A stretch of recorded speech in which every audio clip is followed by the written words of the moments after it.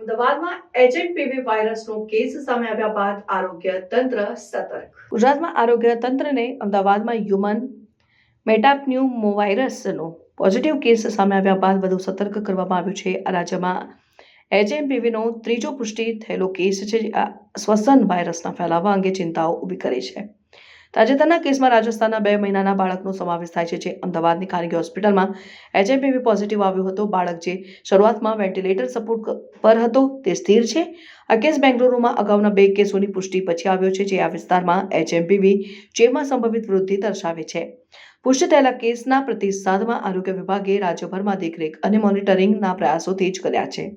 જામનગરમાં જીજી હોસ્પિટલમાં પરિસ્થિતિ ઉપર ચર્ચા કરવા અને નિયંત્રણના પગલાં ઉપર વ્યૂહરચના કરવા માટે ઉચ્ચ સ્તરીય તાત્કાલિક બેઠકનું આયોજન કરવામાં આવ્યું હતું.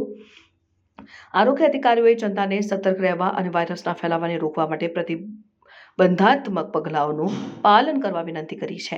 ભારતીય વૈજ્ઞાનિક સંશોધન પરિષદ અને સંકલિત રોગ દેખરેખ કાર્યક્રમ પરિસ્થિતિ ઉપર નજીકથી નજર રાખી રહ્યા છે. વર્તમાન ડેટા દર્શાવે છે કે દેશવ્યાપી રીતે ઇન્ફ્લુએન્ઝા જેવા રોગ અથવા ગંભીર તીવ્ર શ્વસન રોગ કેસોમાં કોઈ અસામાન્ય વધારો નથી, પરંતુ અધિકારીઓ જાહેર સુરક્ષા સુનિશ્ચિત કરવા માટે સક્રિય પગલાં લઈ રહ્યા છે. વિશ્વ આરોગ્ય સંસ્થા ચીન અને અન્ય પ્રદેશોમાં નોંધાયેલા પ્રકોપો પછી એચએમપીવીની વૈશ્વિક પરિસ્થિતિ પર નિયમિત અપડેટ્સ પ્રદાન કરી રહી છે.